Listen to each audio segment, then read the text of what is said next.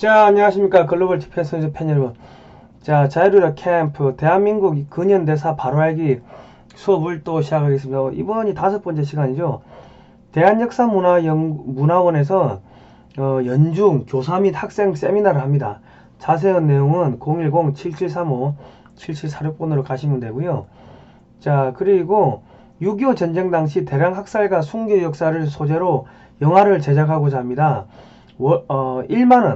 1만원 후원 3,000명의 개미군단을 모집하니까요.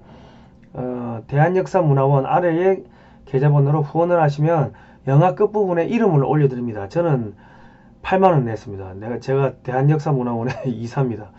그리고 우리가 첫 번째 영화를 찍었는데 그게 제주도 출신 최초 목사 이도종 목사님의 그 순교 스토리입니다. 제주 4.3 사건 당시에 기도하는 채로 공산 폭도들에게 생매장 당한 스토리인데요. 영화는 하늘교회 TV, 유튜브 하늘교회 TV에 가시면 보실 수가 있습니다. 자, 우리가 이제 또 선교사님들 공부를 해야죠. 귀젤라프 선교사 방문 34년 후 1866년 고종 3년입니다. 이 조선의 26대 왕이죠. 고종이 9월 5일 대동강 쑥섬, 대동강이면 평양입니다. 북한 지역의 평양 쑥섬에 제너럴 셔먼호가 딱 들어옵니다. 그런데 이때는 대원군이 쇄국 정책을 하고 있었죠. 그러다 보니까 이 순교자가 생기는데 로버트 저메인 토마스라고 흑암의 땅 조선에 찾아온 최초의 순교자, 그의 나이 27살이었습니다. 우리가 이 선교사님들을 가르쳐야 될 게, 왜냐면 이 25, 6, 7, 8, 20대 중후반입니다. 그때 다른 나라에 가가지고 희생, 헌신을 하면서 자기 자신을 버립니다. 순교를 하고 그러는데, 우리가 이런 걸 우리 자녀들한테 가르치면은 우리 자녀들이 25, 6, 7대 엄마 내 결혼하게 돈 주세요 이런 이야기 안 하고 나도 누군가를 위해서 희생을 해야지, 헌신을 해야지, 그런 마음이 들지 않겠습니까? 그러다 보면은 아무래도 이 자식들이 빗나갈 수가 없겠죠. 바로 커지겠죠. 근데 이제 우리나라 교회도 이런 걸 안 가르치고 학교에서도 안 가르치고 신학교에서도 우리 목사님들, 예비 목사님들한테도 이런 걸 안 가르치고, 참 이게 난감합니다. 그걸 하다 보니까 글로벌 디펜스 뉴스에서 이런 교육을 하는데, 야, 이거 좀 해둬야 돼. 너무합니다. 이거는 진짜 대한민국의 모든 목사님들이 신학대학에서 다 배워야 되는 교양과정입니다. 교양과정. 토마스 선교사의 1차 조선 전도 여행 1865년 9월 4일 쯔푸입니다. 옌타이, 지금 산동반도의 칭따오 건너편에 보면은 옌타이라고 있어요. 이 빨간색 원 보이시죠? 여기서 출발해가지고 9월 8일 4일간 항해해가지고 백령도에 도착을 합니다. 자, 여기 어디냐면 백령도의 두무진입니다. 두무진. 1865년 9월 4일 쭈프를 출항해가지고 백령도에 도착을 해요. 그래가지고 2달 동안 체류하면서 황해도, 창린도, 자라리까지 쑥쑥 마을 들어가가지고 성경도 나눠주고 해요. 자, 그러면서 1886년 1월 12일 1차 조선전도 여행을 마치고 런던 선교회로 편지를 보내는데, 그 내용을 보면은 존경하는 티드맨 총무님께 저는 일주일 전에 이곳에 도착하였습니다. 그리고 런던 선교회에 다시 허입되었다는 기쁜 소식을 들었습니다. 이 허입은 다시 이제 들어가는 거를 허가받았다. 그러니까 뭐랍니까? 입학이라 해야 되나요? 하여튼 그런 거에 허가받았다는 거예요. 조선에 선교 여행을 다녀왔다는 이야기를 들으셨을 줄로 믿습니다.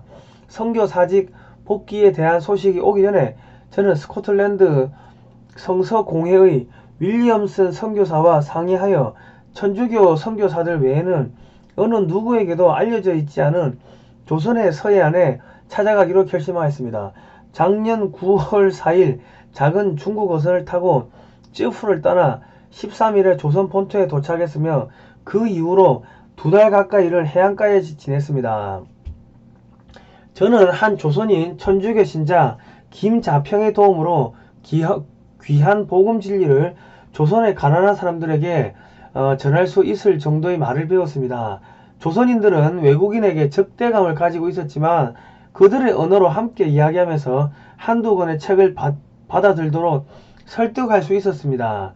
이는 사형을 당할 수도 있고 적어도 벌금형 내지 투옥의 위험이 있었음에도 불구하고 받은 것이므로 적어도 책을 받은 사람은 그것을 읽고 싶어 한다는 결론을 내릴 수 있을 것 같습니다.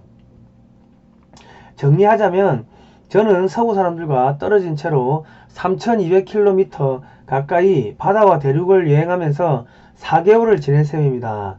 그동안 조선, 서부 두 지방의 해안을 잘 알게 되었고 나중에 그들과 교제할 때 사용할 수 있도록 많은 단어와 대화들을 기록해 두었습니다.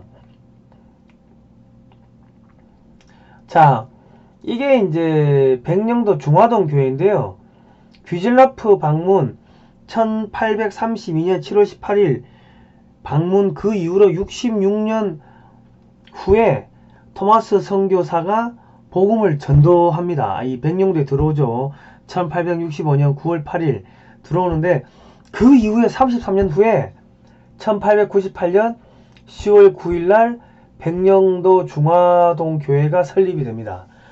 그러니까 백령도에 가면은 100년 이상 된 교회가 뭐 여러 개가 있다고 합니다. 거기서 100년이라고 하면은 명함도 못 내민대요. 그 교회들이 그렇게 백령도가 이 우리나라 이 교회의 이 사실은 이 성경이 들어오는 핵심 루트였다고 보시면 되겠습니다. 예. 자, 이 백령도에 사시는 분들은 이런 거를 가지고도 스토리텔링을 해가지고 성지순례를 만들면은 아마도 이 뭐 지금 교인들이 1200만이라 하니까 상당 부분 그 뭡니까 이 저 여행 이 성지순례 여행이 활발하게 되지 않겠나 싶습니다. 자, 우리는 그 학교에서 저도 학교 다닐 때 배운 게 제너럴 셔먼하고 쳐들어와 가지고 뭐 이렇게 우리나라 수군들하고 뭐 활 쏘고 대포 쏘고 해가지고 누가 몇 명이 죽고 어쩌고 저쩌고 그런 것만 가르쳤어요. 그러니까 한국의 이 교육이 이 역사 이 깊이 있게 안 가르치고 수박 겉핥기식으로 가르치는 거예요. 제너럴 셔먼호가 들어봤는데 거기서 이 토마스라는 선교사가 책을 이렇게 던지고 내리면서 야 내가 모가지 잘리기 전에 야 책을 한 권 받아봐라 하고 책을 주는 거예요. 이런 걸 안 가르치는 거지. 이런 걸 가르쳐야지 그 다음에 핵심이 이어지는 거예요. 조선이 어떻게 개화가 됐는지 이런 것들이 쭉 나오는데 이거를 안 가르치고 조선의 개화를 가르치려고 하니까는 이 역사가 붕 떠버리지 사실. 배우는 사람도 난감하고 가르치는 사람도 난감하고 야 중간에 뭔가 있었을 것 같은데 모르는 거지. 내가 서양 사람을 죽이는 중에 한 사람을 죽인 것은 내가 지금 생각할수록 이상한 감이 들었다. 내가 그를 찌르려고 할 때 그는 두 손을 마주 잡고 무슨 말을 한 후 기도를 했겠죠. 붉은 배를 입힌 책을 가지고 웃으면서 나에게 받으라고 권하였다. 내가 죽이긴 하였으나 이 책을 받지 않을 수가 없어서 받아왔노라. 토마스 선교사를 죽인 병사 박충건이가 모가지 댕강 쳐놓고 책을 받아와요. 그래서 1866년 9월 5일날 대송강변에서 27세 나이로 이제 순교를 합니다. 순교를 하는데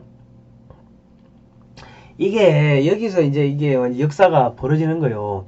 평양 대부흥이 어떻게 해서 생기냐면은 책을 받아왔는데 이거 딱 보니까는 이거 왠지 금서야. 이거 자기가 모가지 잘릴 것 같아. 그래가지고 이 자기 상관한테 또 보고를 해요. 상관한테 보고를 하는데 야 상관이 봐도 이거 피곤하거든. 이거 상부에 보고 잘못하면 야 이거 누가 갖고 왔냐 해가지고 또 문초 들어오고 휘조 들어오고 하면 피곤하거든. 야 그것도 그렇고 종이가 너무 좋아. 근데 그때는 종이가 없었던 거예요. 야 이거 불 사질러 했는데 밑에 애들이 보더만은 야 종이가 너무 좋으니까 그 종이를 그 자기 그 집에다가 이렇게 그 바른 거예요. 벽지로 발랐는데 그게 나중에 이제 여간으로 바뀌어요. 이런저런 뭐 이유로 해가지고 그 몇 년 있다가 여간으로 바뀌어가지고 그 방에서만 자고 나오면은 뭐 벽지에 뭐라 붙어 있으니까는 뭐 가서 읽어보는 거야. 사람들 읽어보고 나더만은 그 방에서만 자고 나오면은 사람들이 갑자기 이 성령이 들어가 가지고 갑자기 이상해지는 거예요. 그러면서 여기서 나중에 이제 선교사님들 와가지고 첫 번째 또 예배도 드리고 하면서 이게 나중에 널따리골 교회로 바뀝니다. 1893년에 장대현 교회로 바뀌어요. 지금 평양에. 그러니까 토마스 선교사님이 죽으면서 준 그 성경을 버리기가 아까우니까는 그냥 벽지로 썼고, 그 벽지를 바른 거기가 여관이 되고, 거기서 자고 나오면 사람들이 성경을 다 읽고서 감화가 돼가지고 나오고, 거기서 나중에 선교사님이 또 그 들어와가지고 저 첫 번째 예배를 드리고, 그러면서 이 장대현 교회를 중심으로 해가지고 평양에서 이 부흥의 불길, 평양 대부흥이 막 열리면서 뭐가 된다? 동방의 예루살렘이라는 부흥을 얻을 정도로 이 부흥을 하게 됩니다. 이때 예배를 뭐 드렸던 이야기를 쭉 들어보면 천을 쳐놓고 뭐 한쪽은 여자, 한쪽은 남자, 뭐 그런 식으로 또 앉았다 하더라고. 그러니까 이게 평양이 기생천국이죠. 기생천국. 기생집이 그래 많았다고. 기생학교. 제가 기생학교 이야기 쭉 해드리면 지금의 걸그룹 만드는 그러한 과정입니다. 그러니까 그 시, 뭐 문학, 검은고, 가야금 뭐 이런 거 하는 걸 다 가르치는 거야. 춤 추는 것부터 해가지고 선생님이 따라 붙어가지고 가르치는데, 그러면 그 사람들 중에 일부는 뭐 저기 또 잘 풀리면은 국가 행사로 가는 거고, 잘 안 풀리면 뭐 또 이렇게 술집으로 가는 거고 뭐 그랬는데, 어쨌든 간에 그런 음란 태폐, 뭐 향락이죠. 유흥. 그런 도시가 평양이었는데, 평양 기생이 제일 이뻤다고 하잖아요. 옛날에 그 누굽니까? 그 뭐 있었는데 갑자기 생각이 안 나요. 하여튼 그 있었어요. 평양 그 기생이 뭐 갑자기 생각이 안 나면 죄송합니다. 하여튼 그랬어요. 평양이 옛날부터 좀 그런 이 향락이 이런 게 발달한 그런 거였는데, 이게 거기서 이제 이 성령의 불길이 확 붙어버리죠. 자, 1926년 11월 14일 날 서울 승동교회에서 토마스 목사 순교 60주년 기념 예배가 개최됩니다. 1927년 5월 8일 대동강변 쑥섬에서 또 추모 예배가 이루어지고요. 1년 승동교회에서 예배를 하고 1년 있다가 대동강변 쑥섬에서 추모 예배가 또 이어집니다. 그리고 1932년 9월 14일 대동강변에 세워진 토마스 기념 교회라고 하네요. 이게 지금 여기 보시는 게 토마스 기념 교회입니다. 자, 이 강산이 캄캄하여 만 백성이 방황할 때 주의 복음 전하려고 찬빛 비추려고 멀리 해양 건너왔네. 크도다 품은 뜻 장하다 밝은 빛 온 성도 한마음으로 기념하세 토마스. 2절은 그의 피는 한 번 흘러 황해바다 물들였고 그의 섬은 생명나무 온 대안에 솟아났네. 크도다 품은 뜻 장하다 밝은 빛 온 성도 한마음으로 기념하세 토마스. 3절은 황해의 연한 각성으로 오고 가며 전도할 때 그때 사람 몰랐으나 도의 씨는 뿌려졌네. 크도다 품은 뜻 장하다 밝은 빛 온 성도 한마음으로 기념하세 토마스. 이 작사자 작곡 미상인데요. 구전으로 이 토마스 선교사를 기념하는 노래가 평양 그 일대에 이렇게 퍼졌다고 합니다. 그러니까 우리가 제너레이션호에서 이야기가 조금만 깊게 들어가도 이런 역사를 알 수가 있는 거예요. 그러니까 이런 거를 우리가 좀 학교에서 역사 교육을 좀 자세하게 가르쳐야 되는데, 너무 수박 거달기를 식으로 가르치니까 대한민국의 학자 언론 뿐만 아니라 교수 이 목회자뿐만 아니라 대한민국의 전 국민의 지식이 너무 너무 얕으니까 깊은 생각을 못한다. 그러니까 이 나라가 엉망이 되는 겁니다. 이건 누구의 탓이 아니고 우리 전부 반성을 해야 됩니다. 1866년 9월 토마스 선교사가 이제 순교를 하고, 그리고 6년 후에 무슨 일이 벌어지냐, 그거는 다음 시간에 알려드리겠습니다. 자발적 구독료로 이용이 됩니다. 월 정기 후원 CMS 1877-0248이고요. 한미역사문화연구원이 글로벌 디펜스 뉴스의 법인명입니다. 자, 페이팔도 있고요. 좋아요, 구독 신청, 알람 등록, 종 모양을 클릭해 주시면 검색에 잘 잡힌대요. 자, 다음 시간에 뵙도록 하겠습니다. 자, 고생하셨습니다.